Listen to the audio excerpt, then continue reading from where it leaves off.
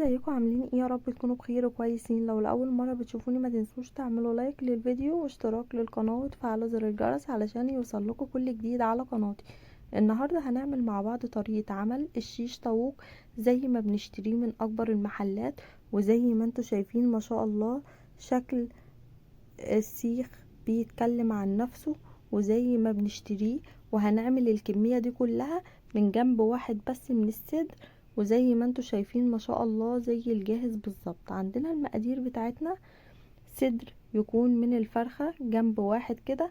هنبدأ نشيل القطعة اللي بتبقى جوه الصدر دي الرفيعة، وبعد كده هنبدأ اللي احنا نقسمها لثلاث مكعبات كده، وهنبدأ اللي احنا نقطع الصدر بتاعنا بالطول كده علشان نعمله مكعبات. اهم حاجة بقى التوابل بتاعتنا عبارة عن معلقة صغيرة من الصلصة، معلقة صغيرة من الخل، 5 فصوص توم يكونوا مهروسين او مفرومين. وعندنا بقى التوابل اللي هي اهم حاجة: معلقة صغيرة من الملح، نص معلقة صغيرة من الكاري، وربع معلقة صغيرة من الكركم، ومعلقة صغيرة من البابريكا، معلقة صغيرة من الفلفل الاسود، ونص معلقة صغيرة من الكزبرة الجافة، ومعلقة كبيرة من بهارات الفراخ. هي دي التوابل بتاعتنا. وعندنا نص معلقة صغيرة من الزنجبيل، من غير زبادي ومن غير حليب. هنعمل بس كده بالتتبيلة بتاعتنا كده، وهنقلب كله في بعض، وهندخله التلاجة من 3 ل4 ساعات، والأحسن يكون نحطه في التلاجة ليلة كاملة. هيشرب معايا التتبيلة وهيكون طعمه في منتهى الجمال. عندنا بقى الخضار بتاعنا عبارة عن طماطم، هنكون عاملين كده الطماطم مقطعين القطعة الخارجية اللي بره، وعندنا فلفل الوان احمر او اخضر وبصل كده.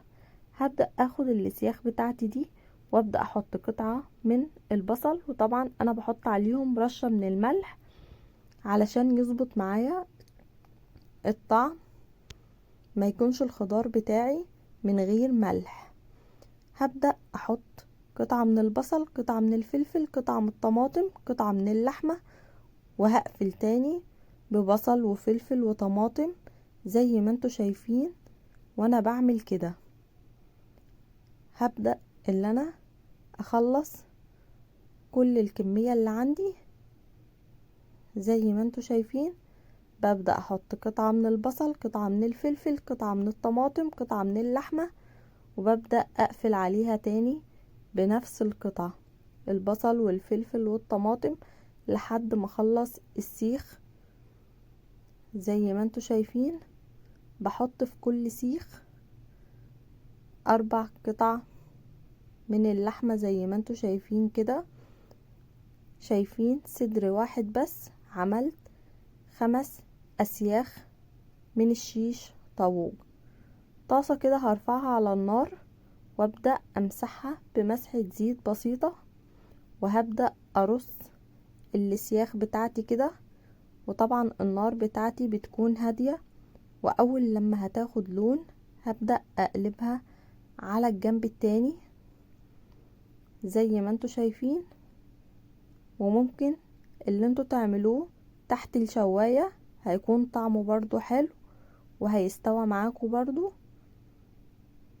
ممكن تستخدميه كده على البوتاجاز زي ما انا عملت، او ممكن تحت الشواية وتقلبي على طول.